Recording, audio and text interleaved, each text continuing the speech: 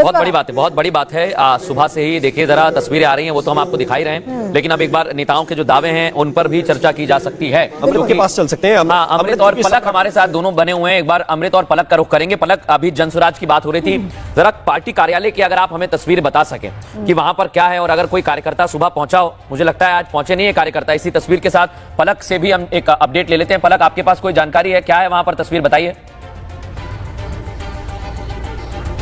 देखिए अभी तो यहाँ पर गेट जो है वो बंद है, कार्यकर्ता भी नजर नहीं आ रहे हैं और उम्मीद थोड़ी कमी लग रही है क्योंकि लगातार जो हम सोर्सेज से भी बातचीत कर रहे हैं कि यहाँ पर मैं एक बार ये जनसुराज का जो गेट है लॉक्ड वो दिखाते हैं, और कैमरा पर्सन से मैं थोड़ी सी रिक्वेस्ट करूंगी अगर अंदर भी आप दिखाएं तो वहां पर भी आपको सारे गेट्स जो है वो लॉक नजर आएंगे। यहाँ पर सिक्योरिटी गार्ड भी नजर नहीं आ रहा है और बहुत हैरान करने वाली बात है। ठीक है, हार जीत जो है वो लगी रहती है, सिक्योरिटी गार्ड तभी से मुझे लग रहा है बंद करके चले गए जब से ये प्रशांत किशोर ने कहा कि मैं चुनाव ही नहीं लड़ूंगा।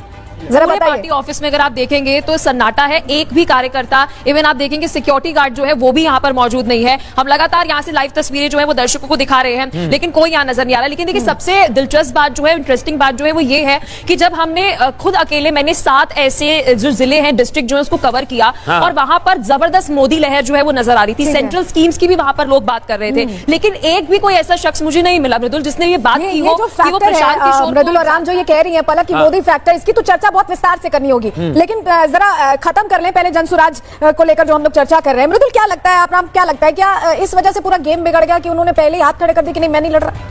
नहीं, कई चीजें हैं, बहुत सारे फैक्टर हैं। देखिए लड़ भी लेते तो भी क्या हासिल होता, ये निर्भर डर था उनको, और नहीं वो उन्हें मालूम था कि फिर दोबारा अगले चुनाव में आएंगे या नई बात लेकर आएंगे तो फिर कहने के लिए कुछ बचेगा नहीं, क्योंकि वो जमानत के इर्द गिर्द ही कहीं सिमट कर रह सकते थे। अगर तेजस्वी के सामने सीट पर जाते तो जाहिर बात है कि तेजस्वी को थोड़ा बहुत समय अपनी सीट पर देना पड़ता, लेकिन फर्क ये पड़ता कि जब वो मतपेटियां खुलती या ईवीएम खुलती तो फिर ये कहने के लिए नहीं रह जाता कि भाई मैं चुनाव में नहीं था। अब अगले चुनाव में तो ये भी कहकर आ सकते हैं कि मैं चुनाव में जाऊंगा, हो सकता है कि बूस्ट हो जाए। तो नेता थोड़े से कुछ चीजें बचा कर रखते हैं क्योंकि उन्हें जमीनी स्थिति पहले से पता होती है कि बिहार की जनता का मूड क्या है और हमारा संगठन क्या है। सबसे ट्रायल वाला चुनाव है, बिल्कुल सबसे महत्वपूर्ण होता है वो कैडर, जिसके आधार पर बीजेपी चुनाव लड़ती है, जिसके आधार पर जेडीयू चुनाव लड़ रही है। आरजेडी और समाजवादी पार्टी उत्तर प्रदेश में इनका कैडर ही इतना मजबूत है कि आप समझिए कि चाहे लगभग 30% के आसपास जो वोट है वो आरजेडी लगातार लेती रही है, और एक चुनाव ऐसा था कि जहां पर वोट 40% से ज्यादा था। तो अगर आपका कैडर है तो आप ऐसे रिफ्लेक्ट करते हैं नतीजों में। मृदुल, बिल्कुल, और मैं देखिए एक बात कहना चाहूंगा, हालांकि अभी एनालिसिस करना बड़ा मुश्किल है,